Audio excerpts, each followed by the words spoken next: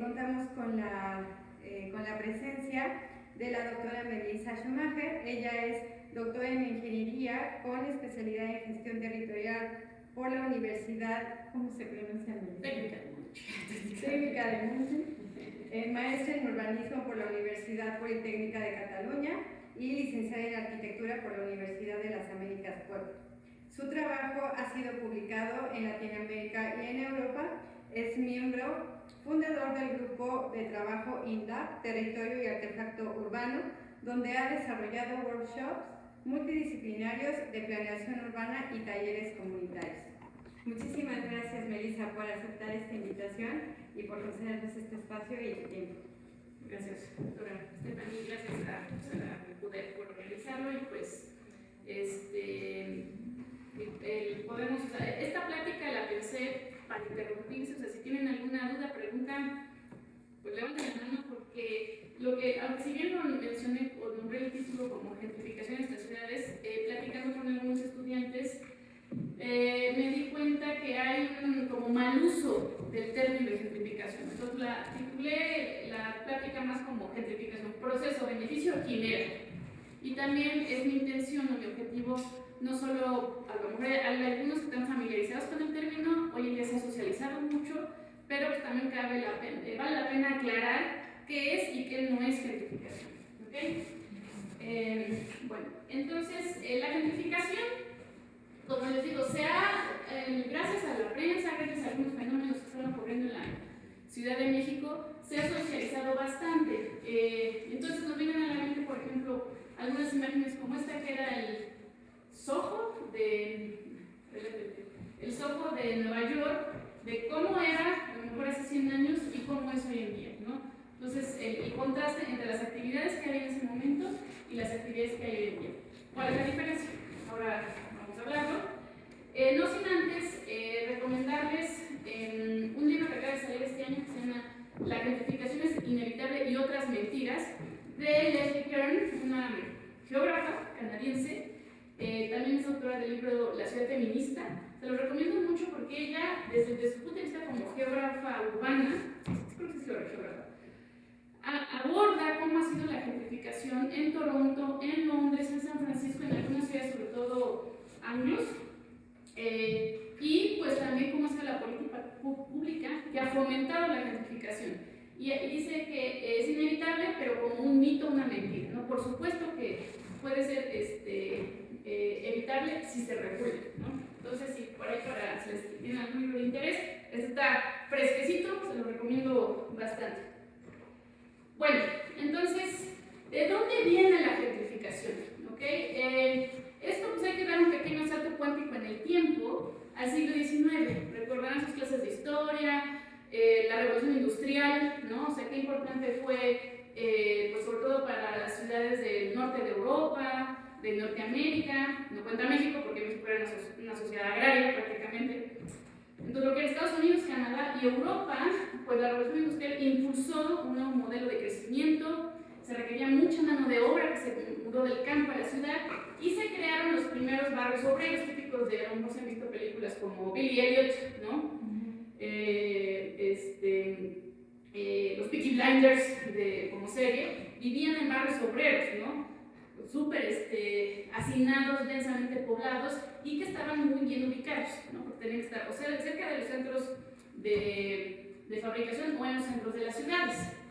¿Qué pasó en el siglo XX? ¿No? Pues estos barrios obreros sufrieron un proceso de despoblamiento de la población obrera por una población con mayor poder adquisitivo. Esto quiere decir, especialmente a partir de 1960, Ruth Glass, una urbanista británica de origen alemán, ¿qué fue lo que observó? Bueno, acuérdense, en los años 60 pues, estaba el movimiento hippie, ¿no? La bohemia. Entonces había mucha gente que pues, quería vivir como el proletariado, ¿no? Entonces yo quiero darme mis baños de pueblo, ¿no? Era vivienda muy barata, no en buenas condiciones.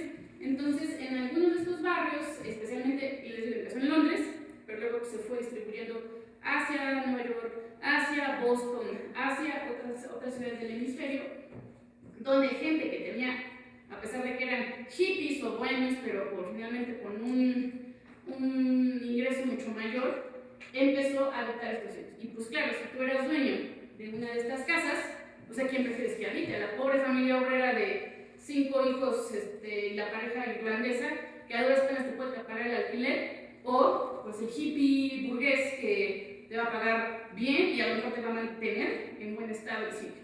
Entonces, poblaciones enteras de estos barrios marginados obreros se tuvieron que ir a otro lado para que le dieran pie a los burgueses, ¿no?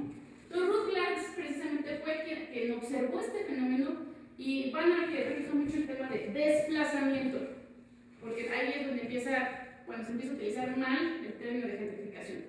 Entonces, pues él vio eso, ¿no? Que había un cambio, no solo se migraba la gente, sino también se cambiaba el carácter original del barrio. Entonces, a lo mejor de ser barrios donde había muchos inmigrantes, gente obrera, gente de Irlanda, de otras partes del Reino Unido, bueno, pues ahora hay hippies, americanos, hay bohemia, hay música, ¿no? Entonces cambia la identidad original del barrio. Entonces, pues, Ruth Glass gentrification, que viene del inglés gentry, que es la highborn person, ¿no? O sea, toda la gente que era de alta alcurnia británica, o que era fifí, ¿no? O sea, la gente realmente así muy absurd, ¿no? Entonces, pues bueno, él identificó por eso gentrification, ¿no? ¿Con qué otras palabras podríamos encontrar un fenómeno similar como aburguesamiento de barrios, elitización también de la colonia, del barrio, del lugar, o hoy en día hipsterización del entorno, que podría ser lo que le pasa, por ejemplo, a Cholula, ¿no? Entonces, pues bueno, para hablar de qué es lo que está sucediendo precisamente en estos barrios tradicionales, pues que incluso hay muchos estudios que hablan cómo ha jugado un papel tan importante el arte urbano en la gentrificación de estos espacios.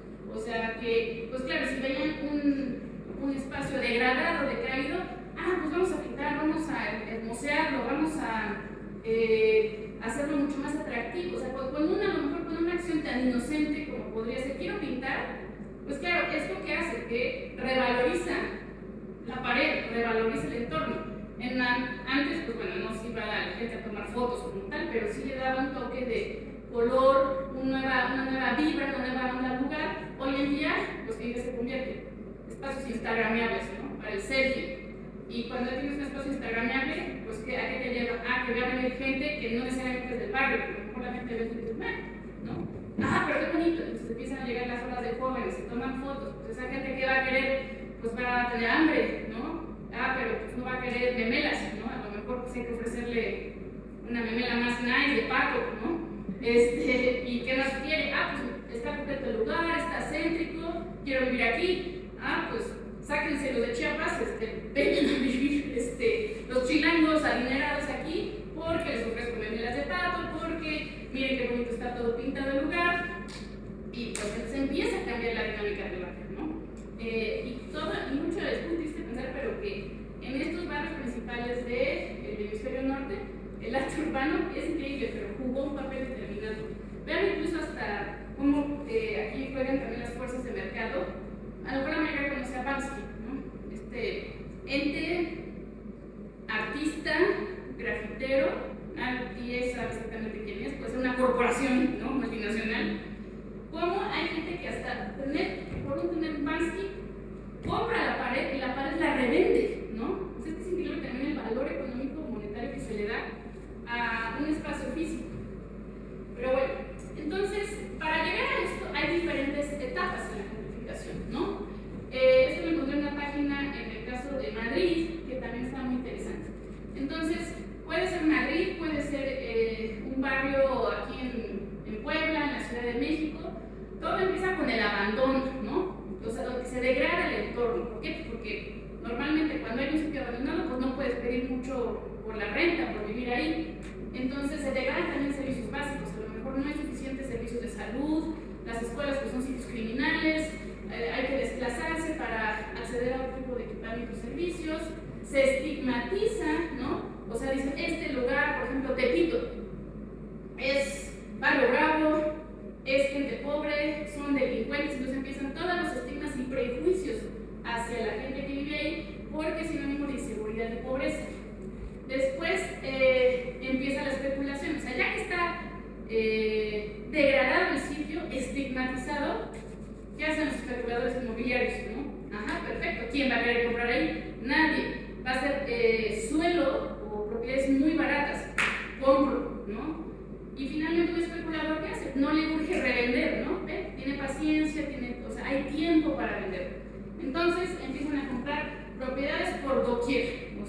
el que empieza, o sea, se les llega al poste, ¿no?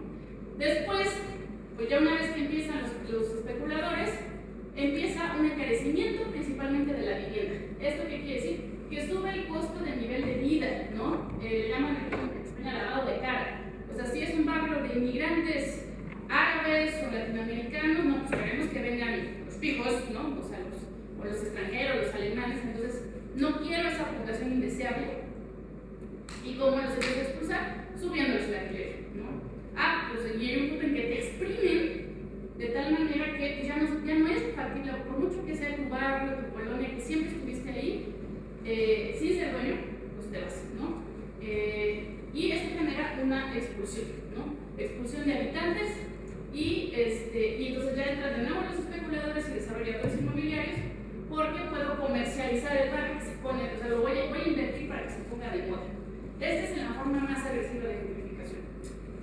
Aquí habría que agregar, por ejemplo, aquí sería lo mejor para la gente que no es dueña de la propiedad. ¿Qué pasa, por ejemplo, con la especulación? Una cosa es a la familia de inmigrantes que le renta el espacio y se tiene que ir porque no puede pagar la vivienda, pero ¿qué pasa con los dueños de esas propiedades, no? Pues igual te lo compran a un muy buen precio, a pesar de que es barato, y finalmente, o tú empiezas a rentar a un precio mucho más alto, porque fue, por ejemplo, lo que pasó en la Condesa, ese famoso efecto Condesa, la colonia Condesa en la Ciudad de México, que una colonia de clase media, no era colonia para ricos, pero es una colonia muy bonita, muy acalada, con todos los servicios, o sea, la ubicación se vuelve muy atractiva. Entonces, ¿qué pasa? En el caso de la colonia Condesa, y me consta, a familiares les pasó, pues vivieron ahí toda su vida, 50, 60 años, no, pues ya me voy, se lo rento a un extranjero, a un Airbnb, lo vuelvo a Airbnb, que van a pagar el doble o el triple y voy a tener prácticamente con eso me jubilo, ¿no? Entonces, pues le saco jugo a esa propiedad. Y que es lo que genera pues, lo mismo, ¿no? Entonces, estas etapas de gentrificación nos llevan de una degradación del entorno al despojo por un lado, pero también nos llevan de una revalorización del barrio, de la colonia, del entorno, al encarecimiento de la vida y la vivienda. Cualquiera que se haya criado en la colonia Condesa o en la colonia Roma en la Ciudad de México, pues todo es mucho más caro, ¿no? Entonces, también ya no es para cualquier, o sea, si era una zona de clases medias, pues ya se vuelve una zona para clases ricas que va a querer el taco de pato, ¿no? Ya no el taco de buche, ¿no? Bueno, entonces hay diferentes tipos de gentrificación, hay ya muchos autores contemporáneos que lo trabajan. Yo en lo personal identifico dos. El primero como un proceso de transformación gradual del barrio, que es justo lo que le pasó a todas estas ciudades de Londres, Boston, Chicago, algunas ciudades canadienses, o sea que fue como poquito a poco, ¿no? Que a partir de 1960, o sea, porque aquí, ojo, desde que Douglas lo acuñó ya pasaron 50 años, entonces no es un fenómeno nuevo. Entonces puede ser que vaya como poco a poco. Un ejemplo incluso es Cholula. Cholula se ha gentrificado mucho desde la llegada de la universidad, pero no ha sido de una forma agresiva, ¿ok? Que ese sería el segundo tipo de gentrificación que yo he ubicado, cuando se vuelve un proceso de transformación muy puntual, muy agresivo, producto de inversiones inmobiliarias y públicas. Cuando es una transformación gradual, está chido vivir en Cholula, se vuelve hipster, está todo cerca, puedo mover bicicleta, vivo con el pueblo, y me sumo al pueblo, ¿no? O sea, a lo mejor igual alguien de aquí dice, no, pues se lo vendo, bueno, le rento el espacio al universitario en vez de un local. A mí me da igual que me muevo, ¿no? Entonces, pues Cholula sería un ejemplo, ¿no?, de transformación gradual. En este caso, en la zona universitaria. La zona rural es otra historia, ahorita vamos a ver. Pero cuando es una transformación puntual y agresiva, tenemos cosas así, ¿no? Pero volviendo al tema de Tepito. Me parece muy curioso este título. La gentrificación le cambia el nombre a Tepito para disparar los precios. Es decir, como Tepito ya tiene un estigma de que es un barrio bravo, zona violenta, no está ubicada en el centro de la ciudad, o sea, es ideal para desarrollar proyectos inmobiliarios. No, pues vamos a poner un nombre nice, o sea, para que la gente no se asuste. ¿Cómo que proyecto inmobiliario en Tepito? Reforma Norte, ¿no? O sea, ya le cambias el sentido al proyecto. ¿Vives en Tepito? No, Reforma Norte. Entonces, estas son estrategias inmobiliarias, ¿no? Entonces, aquí es cuando, repito, las fuerzas de mercado hacen su juego y es cuando es muy difícil parar, ¿no? Porque es, en el caso, por ejemplo, de Nueva York, barrios enteros de lo que es fuera de Manhattan, ¿no? Brooklyn, otras más, incluso partes de Nueva Jersey han tenido esto, ¿no? O sea, que son, que incluso llega el ayuntamiento y arrasa, no quiero a los indeseables, no quiero a la gente pobre, porque hay un tremendo potencial de desarrollo y de crecimiento para incluso gente joven que está dispuesta a pagar, ¿no? Entonces, hay muchísimos ejemplos. Entonces, ¿cómo lo medirían, no? O sea, ¿cómo medimos esta población, por ejemplo, esta gentrificación? O sea, número uno, con la población desplazada. O sea, podemos evaluar qué tanta población se mueve de un sitio a otro. Por eso es tan importante el INEGI, ¿no? Los últimos censos o las encuestas de origen y destino. ¿Cuánta gente atrae mi municipio o expulso, no? Y, por ejemplo, este fue un trabajo que hice para mi tesis doctoral. No he actualizado los datos porque este es el censo del 2010. Me interesaría evaluarlo. Donde, en el caso de Puebla, San Andrés y San Pedro Cholula, el municipio de Puebla era un sitio que en ese momento tenía una expulsión moderada. ¿Qué quiere decir? Que estaba sacando sobre todo mucha clase media. Para los que son de Puebla, pues ustedes le preguntan, incluso a lo mejor los de aquí, ¿cuánta gente joven que se ha casado se queda viviendo en el municipio de Puebla? Casi nadie, todos están metidos en Lomas de Angelópolis, o en San Andrés, Cholula, o sea, como en la zona nueva de la ciudad. ¿Cuántos se quedan en Mayorazgo? Pues pocos, ¿no? Porque tengo la oportunidad de moverme a la zona nueva. Entonces, en ese momento, que justo coincide 2010 con el crecimiento exponencial de San Andrés Cholula, en específico hacia Coyoacán, Puebla estaba expulsando mucha clase media. ¿Quiénes eran los receptores? San Pedro y San Andrés, aquí a lo mejor lo alcanzan a ver, se ven muy verdes, tenía una atracción brutal San Andrés, y que ahorita se va a estar pero por las nubes, incluyendo todo lo que es verde, por ejemplo, es Oakland, Coronango, hacia la Volkswagen, o sea, todos estos municipios que se han vuelto incluso ciudades dormitorio, porque es muy atractivo. San Andrés ya no es barato para vivir, ahora se tienen que mover, aunque es muy atractivo, hacia Coronango, Oakland, hasta los grandes desarrollos habitacionales, pero San Andrés, pues, ¿qué atraía? Clase media, gente de otras partes del país, ¿no? O sea, a lo mejor algunos de ustedes son, pues, prácticamente desplazados por el crimen organizado, ¿no? Entonces Puebla se volvió, bueno, San Andrés Cholula se volvió estimar atractivo para vente para acá. Aquí es seguro, hay universidades, hay servicios. Entonces lo vemos incluso aquí en la universidad. O sea, a mí todavía cuando yo estudiaba, pues migraban, ¿quiénes se venían a estudiar? Nada más el que venía de Veracruz, el que venía de Tabasco, pero ahora he visto que se vienen las familias completas. Y ya terminaron que ya estudian aquí, pero se viene toda la familia porque en su municipio, en su pueblo estaba muy dura la inseguridad, se viene para acá. Entonces, y para el 2010, San Andrés Cholula no solo era el municipio que más atraía población dentro del área metropolitana, también era el que más expulsaba población a Estados Unidos. Y que por lo regular eran jornaleros, campesinos y giratarios, ¿no?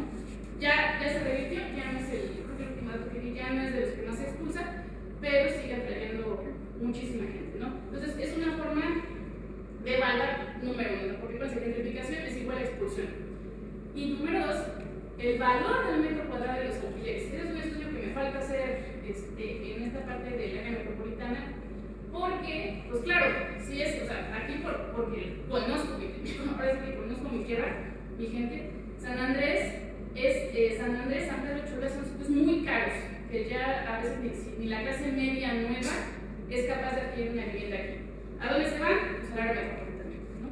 Entonces, el valor del metro cuadrado también define mucho hacia dónde se está gentrificando, desarrollando la ciudad, y la evolución de las actividades socioeconómicas. Si San Andrés era un pueblo agrario hace 30 años, pues ahorita es un pueblo, ya no es un pueblo, es un municipio rico, recaudación de predial, en actividades socioeconómicas fuertes, servicios, comercio. Entonces eso también pues cambia totalmente de lo que eran las actividades originales de San Andrés y las inversiones públicas. Por lo regular, pues donde hay flujo de predial y de capital, pues eso les destinan las inversiones. Pues es que exacto, el equipamiento para los turistas y recibirlos bien y todo eso.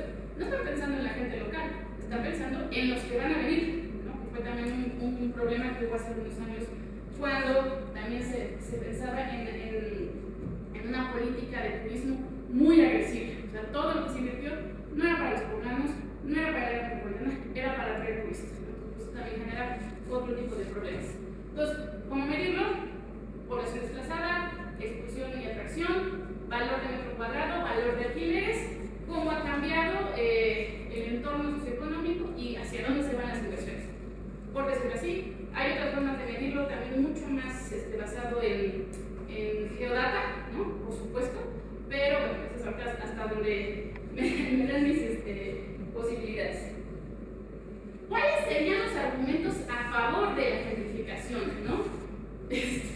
Porque claro que hay gente que dice, claro, o sea, hace que, como aquí este meme, ¿no? O sea, claro, la gentrificación pues hace que usted casa fea, yo quiera vivir ahí, ¿no? Entonces, es lo que dice la gente que no ve problema en esto, ¿no? O sea, que se queda como solo con la visión comercial. Que la gentrificación, pues sí, mejora la calidad de los barrios, porque pues al haber inversión, pues ya vas a tener transporte público de calidad, servicios, clínicas, todo mejor. Se rescata y revaloriza el patrimonio edificado, que es, por ejemplo, el caso de San Miguel de Allende. San Miguel de Allende es también un espacio súper gentrificado, ahí sí, mucho en parte por gente con bastante dinero, no solo los extranjeros, pero que les encanta la arquitectura de San Miguel de Allende y el estilo de vida de San Miguel de Allende. Entonces, pues claro, al ayuntamiento le conviene mantener eso, ¿no? Porque es gente que está dispuesta a pagar por lo bello, ¿no? En sí, pago por lo estético. Entonces, sí es gente que está interesada en la cultura, en el estilo de vida, bueno, en teoría, ¿no? Se rentabiliza el valor del metro cuadrado porque, claro, si tú eres dueño de una casa en el centro de San Miguel de Allende, pues claro que te interesa que haya inversión, que lo puedas rentar caro, que lo puedas convertir en un hotel boutique, ¿no? Porque, o sea, cuando el día que yo quiera vender, se va a triplicar la propiedad. ¿Qué pasa, por ejemplo, en algunas partes del centro histórico? De Puebla. Mi abuelita me heredó una casa, híjole, ¿cómo le voy a hacer? Es una propiedad cara, no tengo para mantenerla, no tengo para restaurarla, no tengo para remodelarla. ¿Qué hago con una casa de esas? ¿No? O sea, esto en teoría le da solución a algunos problemas de gente que son propietarios, pero que no tienen para invertir en su propiedad, ¿no? Se mejoran servicios públicos, como ya les he comentado, la inversión se destina a estas colonias o barrios o centros históricos, entonces estos sitios tendrán mejor atención y acceso. La nueva población suma, porque en teoría, hablo mucho en teoría, pero claro, si soy un extranjero que vive en San Miguel de Allende, pues quiero sumar, quiero que esté bonito el sitio, no voy a tirar basura, me voy a comprometer con mi comunidad, etcétera, etcétera. Entonces quiero ser parte de, ¿no? Y hay un mayor interés por preservar el ambiente del barrio. O sea, quiero que esté así, o sea, a mí sí me gusta, ¿no? No sucio, no degradado, pero que se mantenga bonito, ¿no? Estos serían como algunos de los argumentos a favor. ¿Cuáles serían los argumentos en contra? Que sí ven el problema, ¿no? Pues como ya les había comentado, se encarece el nivel de vida porque no todos pueden costearse y vivir ahí. O sea, no todos, como les decía, no todos pueden vivir en Cholula. Incluso ustedes como estudiantes habrán visto la disparidad que hay en vivienda, ¿no? Para estudiantes. Se comodifica la identidad y el patrimonio, ¿no? Porque es cierto, o sea, a lo mejor si la gente se movió, los hippies, la bohemia se movió en un momento porque era el barrio proletario, era la colonia de clase media, pero se pierde ese carácter original del barrio y se vuelve fake. Mi papá, por ejemplo, que se crió en la colonia Condesa, de su infancia, la última vez que fue, dijo, ¿qué pasa aquí, no? O sea, gente paseando perros en la carreola, o sea, eso le causó así como, ¿no? ¿Por qué? Como que ¿por qué? ¿No? Entonces, ese es un carácter fake, ¿no? O sea, porque no caracterizaba perros paseados en carreola, ¿no? Ahora ya lo relacionas a la Condesa. Bicicletas de, pues, 100,000 pesos, ¿no? O sea, aquí, por ejemplo, en Cholula, de repente se ven unas bicicletas que digo, les costaron una lana, no es la bicicleta de uso rudo, o sea, hay ciertas cosas del carácter original, pues que ya no son auténticas, ¿no? Se potencializa la lucha de clases, porque claro, si yo soy uno de los desplazados que ya no puedo vivir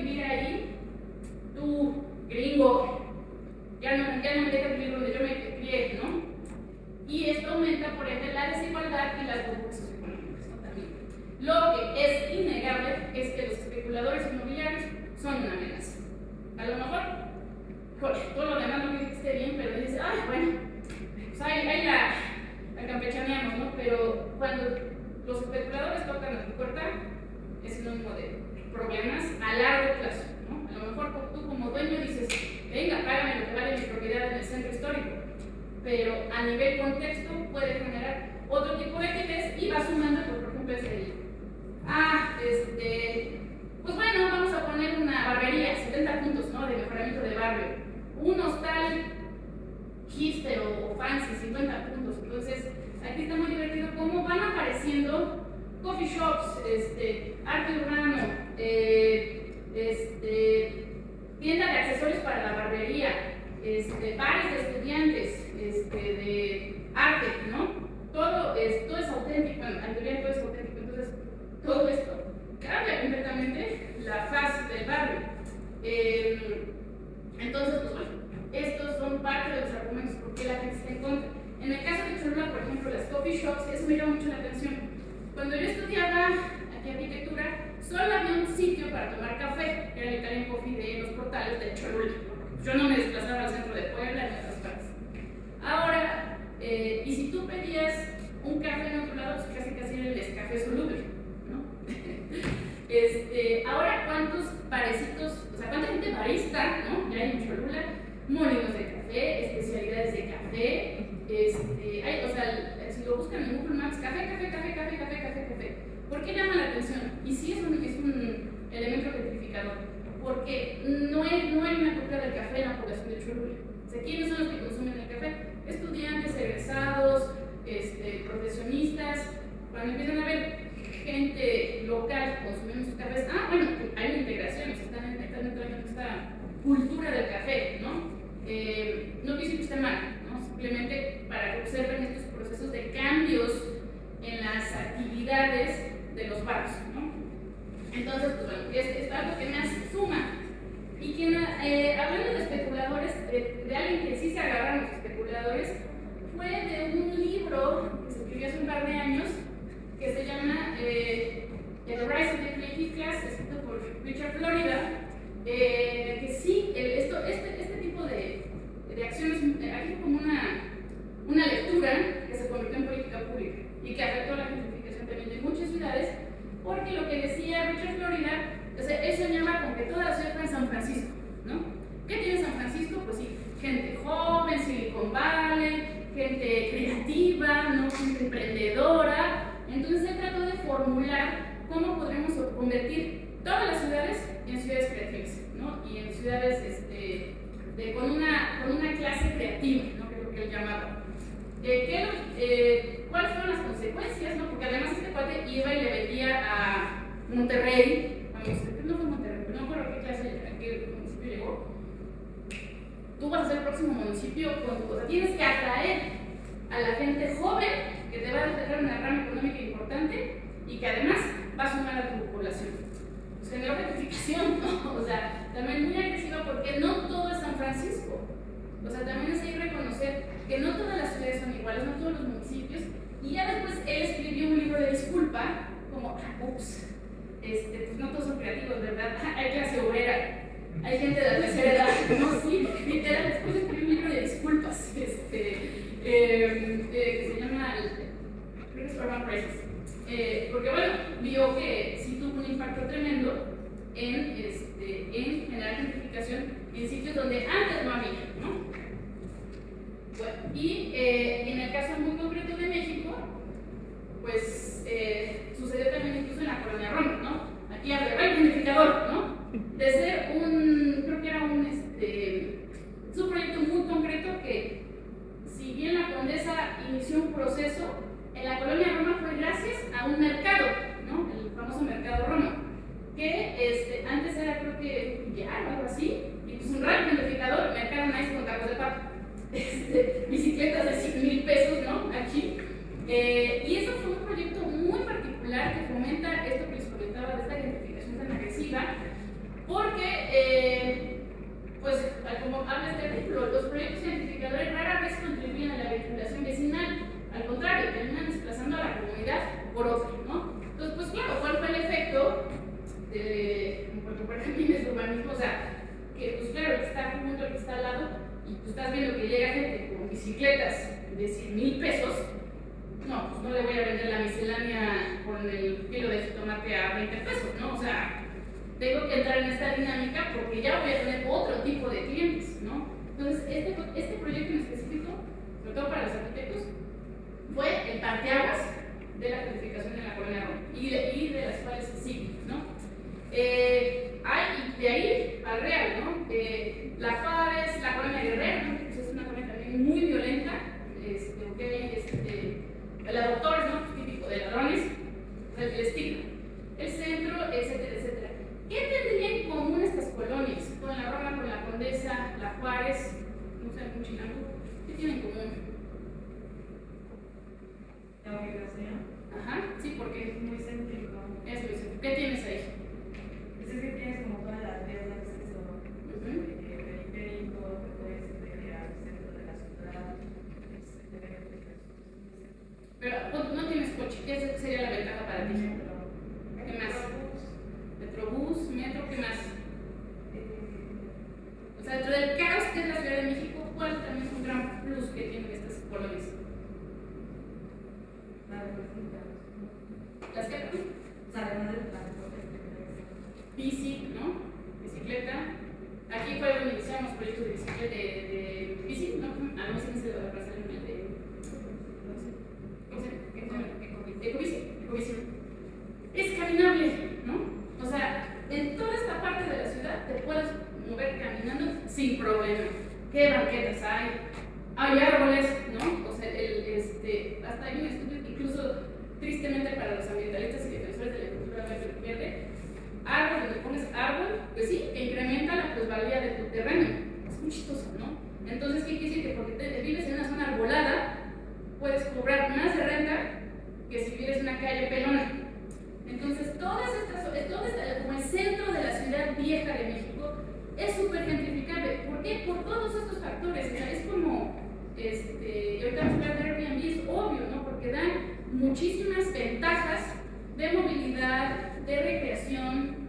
Citando a Yangel, es una zona también donde hay muchísimas actividades. O sea, no es lo mismo que si vives en la zona metropolitana, en Tecamachalco, en otras partes del Estado de México, donde te tienes que desplazar porque no hay solo vivienda, ¿no? Aquí hay arte, cultura, o sea, hay muchas cosas que son vendibles y que sobre todo para gente joven es muy atractivo, ¿no? Familia ya es otra cosa, ¿no? Pero es muy atractivo vivir en esta zona, ¿no? Entonces hay muchas cosas en común porque también la gentrificación no ocurre en toda la ciudad, o sea, zonas muy específicas. En el entorno rural, ¿qué pasaría en un entorno rural todavía como San Andrés Cholula, que ahorita pues es justo lo que está pasando estos días, ¿no? Hay un levantamiento de los pueblos originarios porque ya están hartos, ¿no? Del desarrollo urbano y sí hay un desplazamiento, ahora sí, muy agresivo para hacer cosas así, ¿no? Lotes premium de edición limitada. Esto también genera gentrificación porque es una especulación inmobiliaria muy fuerte. Entonces, aquí hablamos de una gentrificación rural. De entornos rurales que se convierten de la noche a la mañana en entornos urbanos. Entonces, pues sí, claro, ahorita hay un movimiento tremendo por el despojo, porque la misma política pública de desarrollo urbano quiere esto, ¿no? No quiere esto, o sea, no quiere el pueblo original, quiere esto. ¿Por qué? Porque es lo que me deja predial, es lo que me deja permisos de construcción, licencias, otro tipo de población, etcétera, etcétera, ¿no? Aquí, por ejemplo, incluso en la Ciudad de México, como, y en el caso de Cholula, también ahí el gobierno juega un rol importantísimo, no solo en la regulación, sino también, porque mi familia vive en la zona centro de Coyoacán, ahí también ha habido, en la colonia, el Carmen. Ahí también es algo que ustedes me un artículo al respecto que no lo he visto, cómo también el gobierno fomenta la gentrificación exprimiendo el predial. Es una colonia, sí, de casotas, ¿no? Claro, la gente antes tenía un montón de hijos, los terrenos eran muy baratos, pues son las casotas que se hicieron en los años 60. Hoy en día quien vive ahí, gente de la tercera edad, es un poquito lo que está pasando como aquí en Puebla, en la Colonia de la Paz. Gente de la tercera edad, casotas, ¿cómo se empieza a transformar? Ah, pues ponemos restaurantes, o primer cambio son oficinas, ¿no? Porque claro, ay papá, ¿cómo vas a vivir ahí? Es una casa muy grande, mejor múdate por otro lado y lo rentamos para oficinas. Se vuelven restaurantes, tiran de plano la casa y construyen un edificio. Y es muy curioso porque Colonia La Paz o en la Colonia del Carmen en Coyoacán, el mismo ayuntamiento da por hecho que es gente que tiene dinero.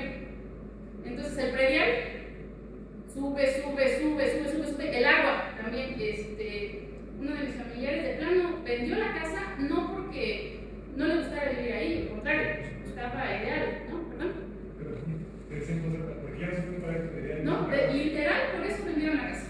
O sea, claro, pues ustedes ricachones que tienen una casota, fíjate, pues yo le heredé, ¿no? O sea, no fue predilección, pues, ciertamente, pero lo ahogaron a la familia por el predial y el costo del agua.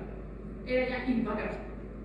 Ya se lo vendieron pues, a alguien que ya le dio ahí, dijo, no, aquí ya veo una torre de oficinas, ¿no? Aún no ha quedado la casa, pero la misma alcaldía ha fomentado eso, ¿no?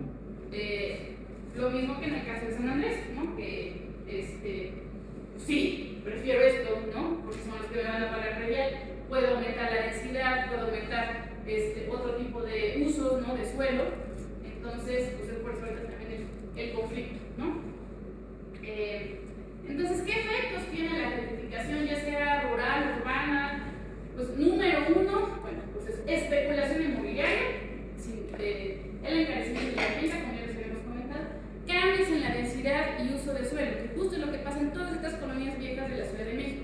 En el caso de la Ciudad de México, no sé si lo han notado, ya no se construyen casas, pura torre, y además usos mixtos, con centro comercial, oficinas y departamentos, ¿no? Entonces hay que sacarle jugo a cada metro cuadrado que se invierte. Cambios en los recursos económicos y socioculturales de los habitantes, en las actividades económicas y comerciales, se genera una segregación espacial, especialmente para los que no pueden vivir ahí o que se quedan ahogados, ¿no? Es el caso también en Ciudad de México de Mítica, ¿no? Es una gran torre y el pobre pueblo del Choco se quedó ahí, ¿no? Y pues, tal vez, ¿qué hago? ¿No? O sea, también hay muchas colonias que se empiezan a hacer, o en San Andrés Cholula igual, pueblos o caseríos, o gente que pues, de repente está rodeado de fraccionamientos y ve puro muro. Al rato ya me cierran el acceso a mi comunidad, es lo que también he estado peleando, ¿no?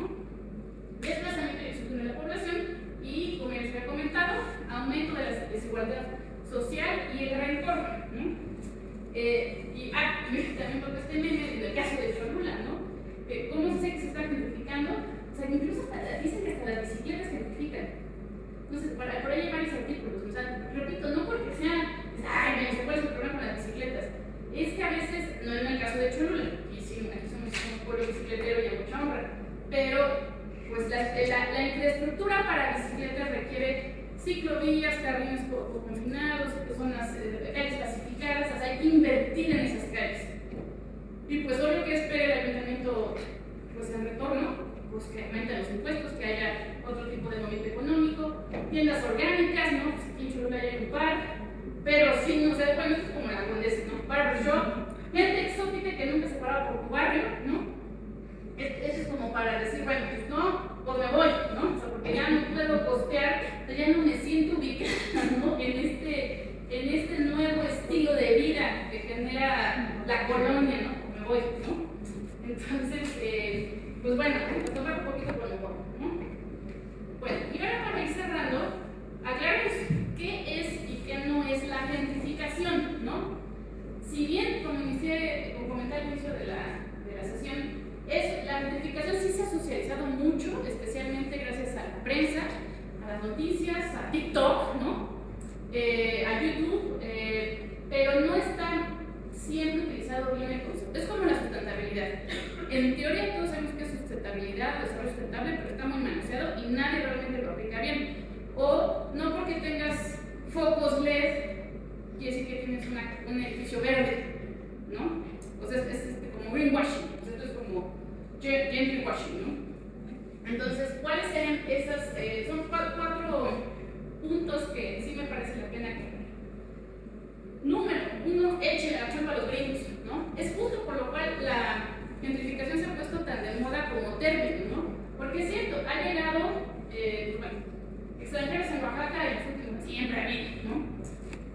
Extranjeros en estas colonias que ya les he mencionado que están en boca, porque pues claro, si eres un nómada digital, pues vivir en la Condesa está de pelos, ¿no? Y si te sale más barato vivir ahí que en Nueva York, si tú dices, ¿cuál es el problema?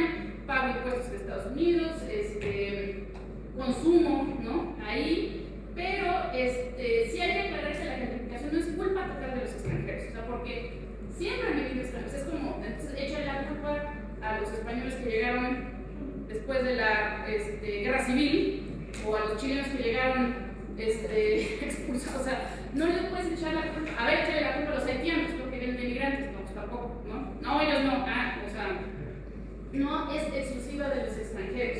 Como les comentaba, ocurre en zonas muy específicas, revalorizadas, porque claro, no se van a Tepito, no se van a Iztapalapa, ¿no? O a otras colonias de la ciudad, pero se van a zonas muy revalorizadas y céntricas con todos los servicios y como ya les comentaba, se vuelve muy atractiva para poblaciones jóvenes. Ya ha habido antes, o sea, los mismos mexicanos que se van a vivir a estas zonas, incluyendo parientes, pues es gente que puede pagar vivir aquí, ¿no? Que les gusta porque está cerca, no necesito el coche, me gusta más aquí, o sea, hay muchas cosas, ¿no? Pero entonces no es exclusivo de los gringos. ¿Quién a lo mejor si suman a que le echen la culpa a los extranjeros? Pues sí, Airbnb, ¿no? Ahí sí, Airbnb sí gentrifica. ¿Por qué? Porque se pensó pues, como esta plataforma para que tú ofrecieras tu couch, ¿no? Prácticamente para un visitante, pero en Europa sí generó todo un fenómeno de encarecimiento de la vivienda. En el caso de Barcelona se subió al 19% y alquileres del 7%. En Barcelona hace unos años y en otras ciudades europeas, pues se cachó gente que a lo mejor yo era dueña de un piso cerca de la playa en Barcelona, se lo rento a soy una pareja bien, si les interesa y todo eso, pues confías, ¿no? Se la rentas, presenta todos los papeles, pero resulta que esa pareja tenía subarrendados 7 departamentos en Barcelona que los alquilaba como Airbnb y los dueños de los departamentos ni enterados. Entonces eso pues sí, empieza a generar, porque claro, estas personas cobraban lo que querían de ese subalquiler, ¿no?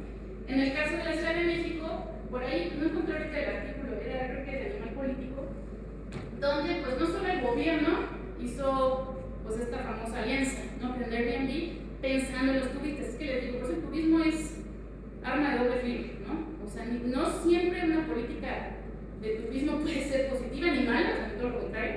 Sí hay que tener mucho cuidado, ¿no? Porque Barcelona, que es una ciudad súper turística, sí que genera gentrificación. En el caso de Ciudad de México, este artículo decía que se detectaba que, pues bueno, se supone en la plataforma eso, ¿no? Que tú eres un host, un anfitrión, y tú les prestas la propiedad a los visitantes. En Barcelona a lo mejor encontraban una persona que administraba 7. Aquí resultó que había un host que administraba 1000 departamentos en la Ciudad de México. ¿Qué encontró ese reportero? Pues que era inmobiliario. Ya se hacía pasar por una persona, ¿no? Entonces, claro que eso, o sea, entonces imagínense el controlar el precio de alquiler de 1000 departamentos o 1000 propiedades en la Ciudad de México, seguramente concentrados en esta zona céntrica, ¿no? De la ciudad. Por supuesto que te genera un boom de rentas altísimo, ¿no? Se controla el mercado, ¿no? O sea, con 1000 departamentos controlar el mercado de esa parte, esa fracción de la ciudad. Entonces, ¿qué ha hecho Europa? Una regulación brutal, ¿no? Porque me decía también una profesora de Finlandia que había casos como en Helsinki, donde todos los vecinos se habían puesto de acuerdo, los dueños de un edificio de 7 niveles. Cada nivel había un departamento, por ejemplo. Pues todos los vecinos se pusieron de acuerdo, pues ¿por qué no lo volvemos a Airbnb? Entonces se salieron los 7 vecinos dueños y lo convirtieron en Airbnb. Llegó el ayuntamiento que dijo, espérate, entonces eres hotel. No, es Airbnb. Tú estás ofreciendo ese edificio, o sea, si ya nadie vive ahí, entonces es un hotel, ¿no? De estancias cortas. Entonces, Europa sí vuelve a ver esta empresa que no, tenemos que regular, porque claro, no estaba, o sea, son cosas que van apareciendo, entonces no estaba regulado ese mercado de alquileres de México, en teoría, lo van a regular, pero con las políticas tan laxas que tenemos aquí. A saber, justo hace 2 o 3 semanas escuché también que Nueva York también está imponiendo una regulación brutal a Airbnb con unas multas altísimas para los anfitriones. Que gente que a lo mejor vivía de eso, pues sabes que ya no, o sea, porque estás afectando otros intereses, los de los hoteles, los de rentas, a lo mejor otro tipo de rentas. Entonces, Nueva York ya no va a permitir rentas de corta estancia privadas. Berlín hizo lo mismo, tienes que registrarte en un padrón. Entonces, tienen regulaciones muy duras porque pues estos datos no los pueden negar. Creo que ya no lo puse, pero en el caso de la Ciudad de México, en esta zona céntrica también el encarecimiento de la vivienda era un porcentaje similar, ¿no? Nada más pregunten cuánto cuesta rentar un cuarto en la Condesa, ahí por Reforma. Pues es a lo mejor con lo que pagarían un departamento completo aquí en Cholula, ¿no? Pero pues allá no. Y bueno, entonces otra cosa que también no es gentrificación es la comida. Este artículo me molestó mucho porque hablaba cómo el restaurante Pujol, no ha ido, que está en Polanco, no sé si lo ubiquen, pero es un restaurante pues muy nice, ¿no? De la comida mexicana, con un chef muy famoso, entonces donde lleva la comida mexicana, otro nivel, experiencia, o sea, algo que siempre ha ocurrido y que en Oaxaca también siempre hay, y en las grandes ciudades mexicanas donde hay una tradición tremenda. Lo que me parece cuestionable es la descontextualización del término, porque aquí el artículo hablaba de una gentrificación de la comida, me llamó la atención, pues a quién están despojando, ¿no? O sea, ¿quién no puede acceder a tamales? No, se refería a cómo este chef pues cobraba un montón por un mole y por una tortilla y porque era esa comida especial, pero eso es gentrificación. Acuérdense, gentrificación, por lo regular, normalmente siempre implica desplazamiento de población. Pues aquí, o sea, el día... ¿sí?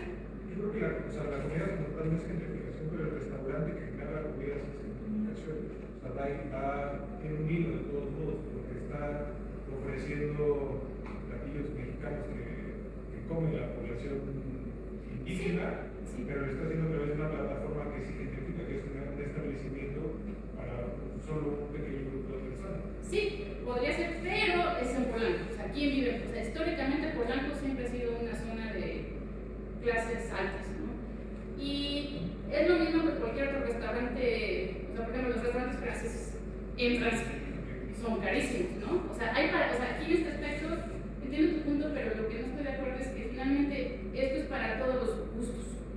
Si tienes para pagar y gastarte 1,000 pesos o más por persona, pues entonces ya es tu problema, ¿no? Cuando podrías gastar lo mismo en el mercado, no sé qué.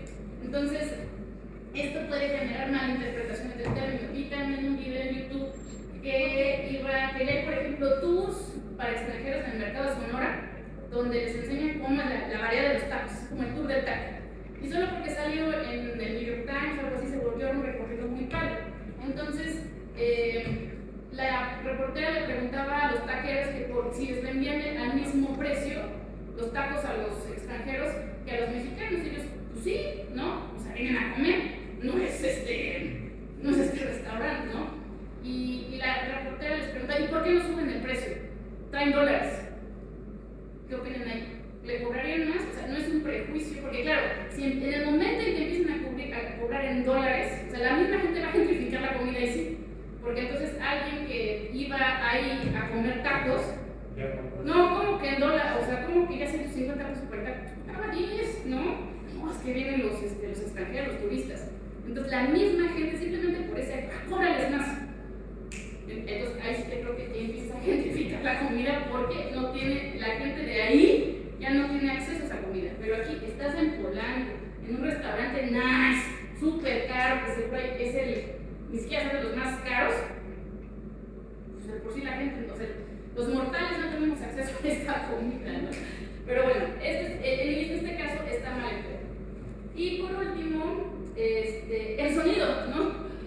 No se identifica, hasta por ahí hay un TikTok precisamente que hablaba que el sonido de se compran, ¿no? En inglés, la gente no, se identifica el sonido. Pues igual lo escucha. muchas, o sea, no es como que ya no tengo acceso al sonido, o sea, claro que es muy raro, porque claro, en Ciudad de México, pues históricamente, a pesar de que siempre ha subido migración, sí es raro de repente encontrarte, pues gente que te habla inglés y en otros idiomas, porque no estamos acostumbrados, ¿no? Pero siempre es una ciudad cosmopolita que recibe gente de todas partes, que se concentre en una parte de la ciudad ya es otra cosa, pero no puedes gentrificarse acá, o sea, pues finalmente quien hizo este audio, business, ¿no? O sea, seguro, o sea, le tengo que llegar al nuevo público, ¿no? O sea, entonces no es En un momento dado se tropicaliza. se tropicaliza, exacto, o sea, se piensa, pues es lo mismo que aquí en Cholula, ¿no? Pues antes no había restaurantes veganos, no había pet friendly, pues claro, la gente dice, no, traen perros, ¿no? Pues, ay, pásale, o sea, pues la gente a veces también tiene que diversificarse, ¿no? Para llegar a ese público que está habitando el sitio. Pero bueno, esto me pareció muy curioso porque decían que era gentrificación del fierro viejo, pero pues no, o sea, entonces es otra forma de malinterpretarlo, ¿no? Pero bueno, entonces, ¿es inevitable? Sí y no, ¿ok? ¿Por qué? Porque si bien, como les decía, hay algunos procesos de transformación barrial que van a suceder, o sea, a lo mejor en el caso de aquí de San Andrés Cholula no puedes frenar de cierta manera el desarrollo inmobiliario, pero una buena política de regulación de vivienda, buenos instrumentos de financiamiento del suelo urbano pueden y deben regular, ¿no? Porque, claro, teniendo un país tan laxo, ¿no? Que da puerta a un desarrollo súper neoliberal, ¿no? Por donde, pues, inversión, necesito generar empleo, o sea, como el mito del desarrollo, ¿no? Pues, por supuesto que te lleva a eso, ¿no? Que aquí dice, ¿no? Ahora que el barrio está bonito, ahora me tengo que mover, ¿no? Entonces, creo que, por supuesto que a lo mejor ciertos procesos de transformación no, pero con buenos instrumentos de financiamiento y regulación, por supuesto que sí, ¿no? Y eso pues ya cae en cancha de todos aceptable. Bueno, pues concluyendo, a veces nuestro lujo representa el desplazamiento de alguien más, porque también les digo a los estudiantes de arquitectura, somos agentes gentrificadores. Ustedes, estudiantes de la UTLAP, sean conscientes, gentrifican Cholula, porque ustedes tienen otros estilo de vida, otro tipo de consumo. Entonces, o sea, hagamos esa conciencia, o sea, claro que gentrifico aquí, ¿no? Porque tengo otros, trato de sumar, trato de cooperar con mi comunidad, pero bueno, pues a veces nuestros lujos implican el desplazamiento de alguien más. Entonces, la gentrificación es un proceso y eso, sí, por lo regular implica despojo y cambios, ¿no? Y hoy en día obedece principalmente a las fuerzas de mercado, quienes son los que dictan hacia dónde va a desarrollarse o crecer la ciudad. Bueno, pues